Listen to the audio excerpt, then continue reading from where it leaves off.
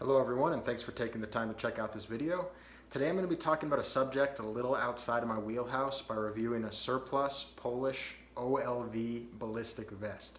For those who aren't aware, my channel is primarily focused on firearms, and my interest in firearms is historical in nature. I deeply appreciate the ways in which studying and interfacing with firearms allows me to better contextualize and relate to history. I believe every weapon has a story, and in my experience, weapons often tell those stories with more accuracy and honesty than the people who carried them. Today, of course, the object of our attention isn't actually a weapon, but rather a piece of armor. I'm not often moved to discuss such non-firearms, but I think today will be a worthwhile exception, as I believe the OLV vest is not just an affordable and available piece of surplus, but also the bearer of a fascinating and topical glimpse into history. With that in mind, I will begin this review with a brief vignette. In February of 2003, U.S. Secretary of State Colin Powell appeared before the United Nations to compel support for the invasion of Iraq. While the evidence and intelligence he presented at this gathering has since been proven to have been largely fabricated and inaccurate, the fact is that he was a representative of the United States of America, and he asked our allies and the world for their help. Although about 36 countries would ultimately answer America's call and participate in the Iraq War at some time or another, only 3 countries heeded our initial plea and sent troops to join us on the ground for the invasion stage of the Iraq War. That the United Kingdom and Australia were willing to join their American brothers in arms should come as no surprise. Yet as many Americans seem to forget, fighters from the Republic of Poland also showed up in the desert on day 0, for little reason other than the fact that we had asked them to be there, and because Poland of all countries takes great pride in bringing the fight to dictators and despots. For reasons I can't claim to fully understand, Poland has not always gotten credit for their loyalty in 2003. Indeed, even back during the presidential debates of 2004, the fact that then President George W. Bush corrected Senator John Kerry for incorrectly claiming that only 2 countries joined the U.S. in the invasion of Iraq spawned a meme, and "You forgot Poland" became a catchphrase and slogan for the president's detractors, and by consequence, many in the American public began to associate Poland's contribution to the Iraq War with satire and triviality. So what is the significance of this almost 2 decades later? Don't get me wrong, the legitimacy and accomplishments of the Iraq War are dubious at best, and I don't find it in any way unpatriotic to acknowledge that the United States made costly choices based on poor intelligence, and indeed we should hold ourselves accountable for that. But that is our burden to bear as Americans, and we have a further responsibility to solemnly remember the loyalty and sacrifices of our allies and the fact that Poland is near the top of the list of those whom we owe. The fact is that Poland answered our call immediately when other countries stood by to wait and see how things shook out. Poland, a nation of modest wealth, committed more resources than some of our superpower allies. Most importantly, by the war's end, Poland had suffered more combat fatalities than all but 2 of our coalition allies. To minimize or disparage Poland's contribution to the Iraq War is a disgrace to the soldiers that Poland lost and the Americans who got to go home because of that sacrifice, not to mention a betrayal of the basic tenets of loyalty and alliance. For those reasons, I take great pride in owning a piece of Iraq-era Polish surplus, and as I watch the news about the 2021 Polish border crisis, I remember that Poland is our friend and our ally. 18 years ago, Poland answered America's call for help when so many others did not, and I believe it is our responsibility as Americans, perhaps now more so than ever, to remember that. So with that out of the way, let's go ahead and talk about the actual piece of equipment we have here today. I'm not an expert in body armor, nor do I speak Polish, both of which were serious obstacles in making a useful video about Polish body armor. But that said, I did my best. I did a good chunk of research. I heavily relied on Google Translate, which is an amazing resource. And I tried to make this video as accurate and as informative as I could, so hopefully you're going to enjoy it and get some of your questions answered. So the OLV is a complete body armor system which uses a combination of hard and soft armor panels to protect the wearer from a variety of ballistic threats. It was adopted by the Polish land forces sometime in the early 1990s, and the OLV was augmented by the KLV, which is a lower profile, lower protection, and less heavily pocketed version of basically the same design intended for drivers, and as well the DMV, which is a more traditional flak jacket type protective vest, which was intended for airborne troops and certain types of assault troops, as I understand it. The first combat use of the OLV was probably in Bosnia and Herzegovina, with Polish troops attached to UN protection forces. These vests would have likely been in the Polish WZ-93 Pantera or Panther camouflage pattern, which is this pictured pattern, except in what we as Americans would call a woodland color scheme, so darker greens, browns, that type. As Poland geared up for combat operations in Iraq, the new Panther camouflage scheme was released in Pustynia Pantera. I apologize, I'm guessing that's not even close to the correct Polish pronunciation, but that's Desert Panther, which is exactly what you see here, and that is what was issued to some Polish troops participating in the invasion and counterinsurgency operations in Iraq. Ultimately, the combat experience of Polish troops in Iraq seemed to highlight that the OLV vest, while a whole lot better than nothing, was pretty disadvantaged compared to the ballistic vests of other coalition soldiers.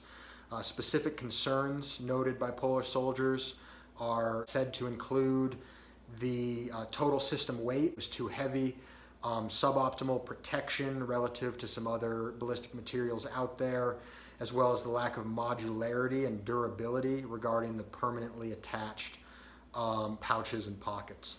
By the mid to late 2000s, Poland took pretty big steps towards modernizing their armor, introducing lighter weight ceramic plates, MOLLE-compatible attachment systems, and new standards for rating ballistic resistance. The OLV vest was replaced with a UKO vest, as well as low-profile plate carriers, similar to what we see in other developed militaries. And it does seem that Poland is working on next-generation soldier systems, as are many other developed militaries. I believe in Poland it's called the Tytan program. In 2021, while certainly obsolete, or at the least obsolescent by modern standards, the OLV does continue to see use among irregular forces in the present day. Most interestingly to me would be among volunteer fighters in the Donbass war in Ukraine. All right, let's talk ballistic protection on the OLV vest. The OLV utilizes soft armor panels, which provide excellent coverage of the torso, neck, shoulders, and groin of the wearer. All soft armor panels can be removed, inspected, and replaced through zippered access points. However, with the exception of the removable groin panel, all components of the vest are permanently sewn together. Unsurprisingly, Poland does not classify ballistic materials according to the American NIJ standards, which myself and viewers are most likely familiar with. Instead, they follow a domestic standard called PN-V-87000. While most modern Polish body armor will receive one of 9 alphanumeric designations under the 2011 revision of this standard, most surplus OLV vests will include period-correct inserts, which are instead rated to a simplified 1999 version of the standard, which consists of single digits 1 through 5.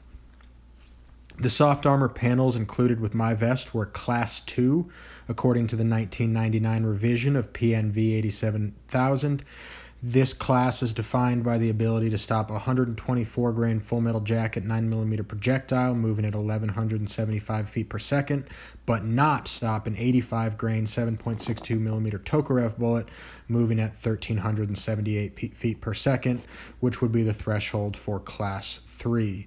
As such, we can infer that Polish Class 2 soft armor panels are comparable to NIJ Level 2A or Level 2.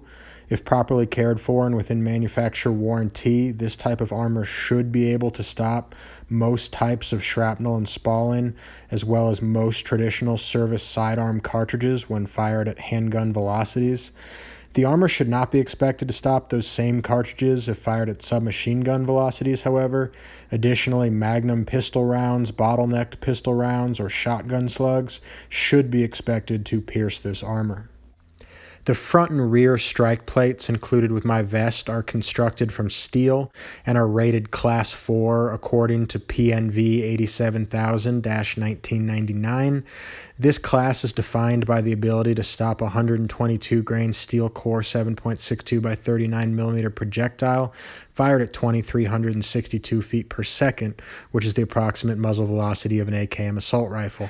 The Class 4 armor is not rated to stop the AK's 119 grain BZ bullet, which is an armor-piercing incendiary projectile. That would be the highest level of Polish armor under the 1999 standard, Class 5. This information implies that the OLV's Class 4 armor plates are most immediately comparable to NIJ Level 3 plates and should be expected to handle many types of intermediate rifle cartridges at close range, full-power rifle cartridges at longer ranges, and should more or less be impervious to shrapnel. Conversely, this armor should not be expected to reliably stop high-velocity rounds such as 5.56 and 5.45, and factors such as bullet type, barrel length, and distance from the muzzle may make all the difference in terms of survivability. Additionally, full-power rifle rounds like 7.62 NATO and 7.62 by 54 rimmed pose a significant risk to the wearer, as of course do special-purpose armor-penetrating rounds. It should be noted that because the OLV uses steel strike plates, there is a risk of spalling. Unlike ceramic or ultra-high molecular weight polyethylene plates, steel does not absorb the kinetic energy and mass of a projectile, but it rather causes bullets to splatter. I do suspect that's a relatively minor issue on a heavy armor such as this because you have all of that Class 2 soft armor between you and that steel. It's also particularly noteworthy that you have excellent protection on your femoral and carotid artery. While I could see minor injuries occurring, the presence of intact throat and groin guards as well as eye protection should protect the wearer from sustaining any fight-stopping injuries. Ultimately, it's clear that the 1999 classifications for Polish body armor were pretty limited in scope and addressed very specific threats, and therefore leave a great degree of ambiguity regarding what they will and won't stop. This seems to have been a significant motivator for the 2011 revision, which introduced a greater degree of specificity between classes and included standardized testing of NATO cartridges such as the 5.56 and the 7.62, as well as 7.62 by 54 rimmed. I will note that when I purchased my vest, it was actually my intention to sacrifice one of the strike plates and a few soft panels to conduct my own ballistic tests. However, for better or for worse, I've since come to realize that this vest is far too cool and in far too good a shape for me to be willing to shoot it at this time. Speaking of the condition of the vest, let's go ahead and talk about that briefly. The vest I received is in excellent shape in every way. The exterior is clean and well kept, and Velcro attachment points show relatively little use. There is no damage anywhere, and perhaps most importantly, the ballistic inserts show no indication of damage or deterioration. Obviously, all ballistic properties on this vest are officially long expired, at least according to the manufacturer's instructions. This vest cannot be responsibly marketed to any consumer as a piece of personal protective equipment. It is an artifact or a costume piece. Make no mistake, I am not reviewing this item with the intent of recommending it to anyone for its bullet-resistant properties. On the flip side, because I am not personally selling, nor am I in any way affiliated with a company that does sell this item, I think I can afford to speak my mind a little more candidly in this matter when I say that manufacturer warranties on these types of products are extremely conservative, and there is no magical process by which body armor of this type loses potency. The steel plates will likely retain their properties for centuries, if not longer, and the greatest threat to soft armor panels is not time, but rather temperature fluctuations, moisture, and repeated bending. Were I to imagine myself in the boots of a foreign fighter in the frozen trenches of Donbass, I would personally be more drawn to a 30-year-old vest in apparently unissued condition than I would be to a 3-year-old vest which had clearly been exposed to the elements of the field. Again, that is purely my opinion and not a recommendation, and while I do have experience in training with military body armor, I am by no means an expert, so do your own research if you plan to flaunt manufacturers' recommendations when it comes to potentially life-saving equipment. Finally, possibly the coolest feature of this vest is that it actually came with the inventory logbook, which tracks this vest and its individual components from its entrance into inventory in 2004 to its removal from service in 2009. In addition to inspection records, model information, and instructions, this logbook also confirms that all of the serialized inserts are original and correct to this specific vest, which again played a big role in my decision to not shoot any component of this vest. All right, with condition out of the way, let's go ahead and talk about the actual wearing and features of the vest, and along the way I'm just going to go and put it on. So the vest is fairly intuitive to put on. I got it here. I'm just going to open up one of these sides. You can do either side. And then from there you can just lift, slide the head through like that, and then you're going to go ahead and re-Velcro on that side. These Velcros are not extremely secure.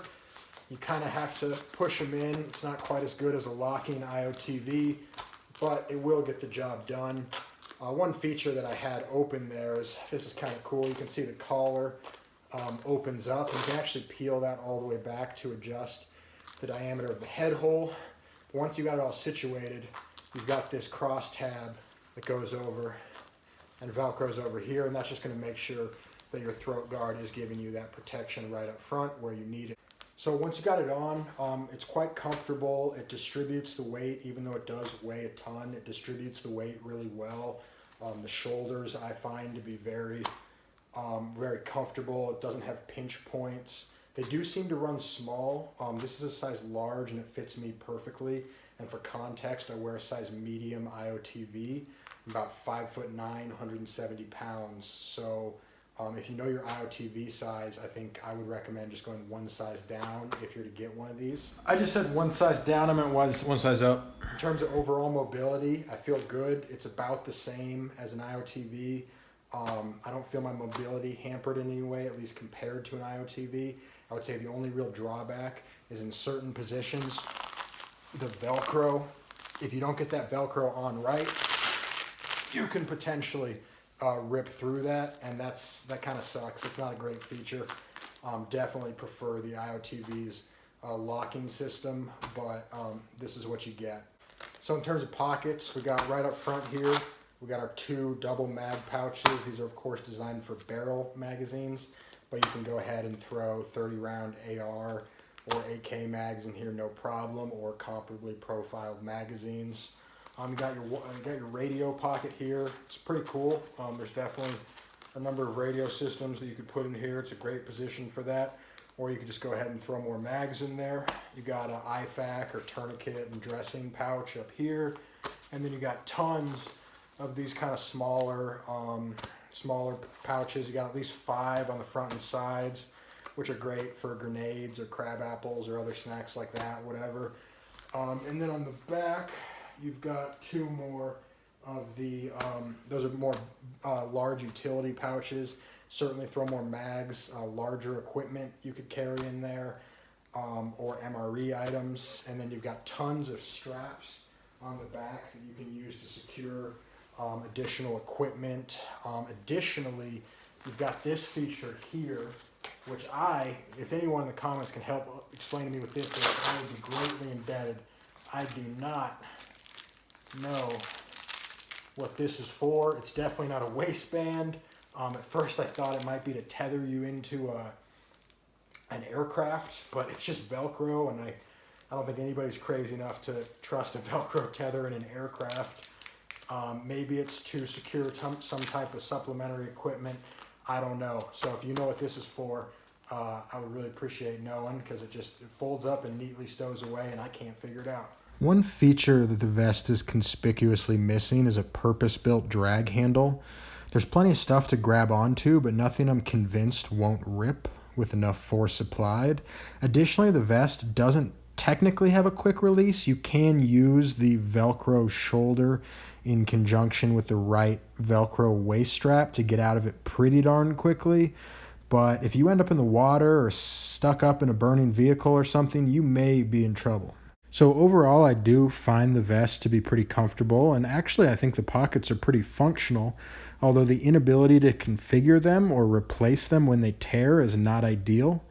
The overall vest construction is good but not great, and I feel confident that stitching and fabric would tear when exposed to prolonged serious use, and that is a particularly big problem with so many non-replaceable components.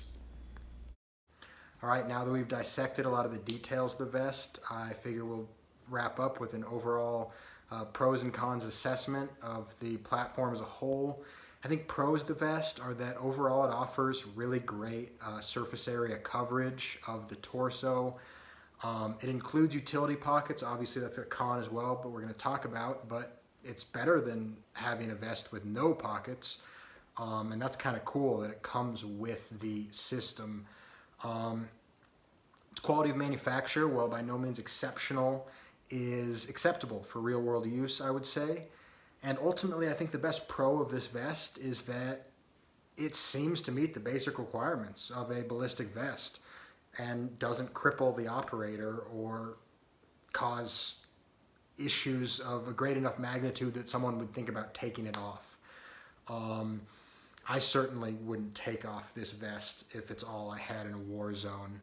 So cons of the vest are going to include its high weight, its unclear ballistic protection level, and possible vulnerability to a few specific and very prevalent threats, as well as obviously the modularity and lack of replaceability of the pouches is a pretty big deal.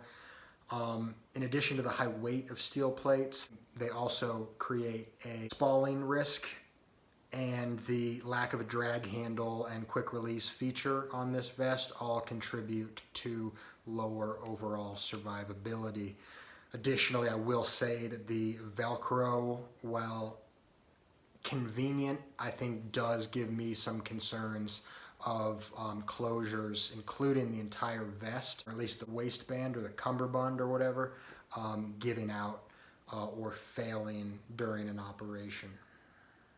In other words, unsurprisingly, I think the Polish soldiers who actually tested these things seem to have been dead on in their critiques.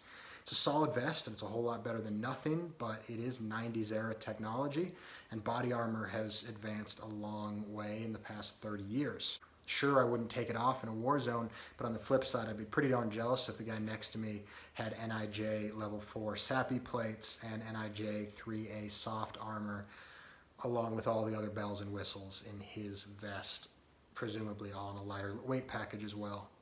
So that's the vest, which means the only thing we have left to talk about is availability and reasons why a civilian might want to purchase something like this. So to speak for myself personally, I originally purchased this a year ago with the intent of using it as a training aid. It roughly approximates the size and weight of my issue IOTV, and this offers me a reasonably affordable and realistic opportunity to practice shooting and movement drills in heavy armor. And due to the fact that it's actually a slightly higher weight than my IOTV feels slightly lighter by comparison, which is actually pretty nice. It was my intention to remove the front plate and replace it with a level 3 NIJ level 3 plus plate so that I could gather some data on the ballistic properties of the 1999 standard class 4 plates, for science. And obviously it turns out that I was pretty taken aback by just how cool this product is, or at least how much I like it, so I couldn't justify abusing it as vigorously as I had intended. That obviously opens the possibility of someone purchasing this for armor collecting purposes, and while I'm not an armor collector, after seeing the logbook and discovering some of these stories and getting my thoughts flowing while researching this vest, I can totally see how someone could get into that, and I would imagine this would be a pretty cool item for anyone's militaria collection. Finally, of course, we have to address the LARPing, cosplay, zombie apocalypse community. And while I've previously established that it's legally and morally irresponsible to recommend surplus or expired armor to someone for personal protective use, I can also say, as an American, people get to do what they want to do. And I think there are much worse ways to protect themselves than a vest like this. And while I don't personally use mine as a personal protective device, I do feel pretty secure in mine, and I'm pretty sure it would stop the things that it was designed to stop. I purchased this particular vest from one of my favorite online sellers, RTG Parts, out of Sheridan, Wyoming. I have no relationship with that company aside from being a satisfied customer. And for that reason, I feel it's perfectly appropriate to note that they still have these in stock at the price that I paid a year ago, which is about $320, give or take. At that price, I think this is a pretty good buy if it aligns with your interests. And if the condition of my vest is representative of what they have in stock, then at least you know you're going to be getting a halfway decent product. Well, that's my video. I know it's a little bit out of left field and I went a whole lot of different directions with it. So let me know if you liked it, if you didn't like it, or what you wish was different. I'll definitely be returning and focusing on firearm specific content moving forward. But if you have any questions about this specific vest or anything interesting that you happen to know about this vest, perhaps you can educate me further. I would greatly appreciate if you threw that in the comments. I'd love to interact with you. And of course, this is YouTube, so if you'd like to sling some insults my way, have at it, because all the armor in the world will not protect my feelings. So thanks so much for taking the time to check out this video, and I really hope I'll catch you in the next one.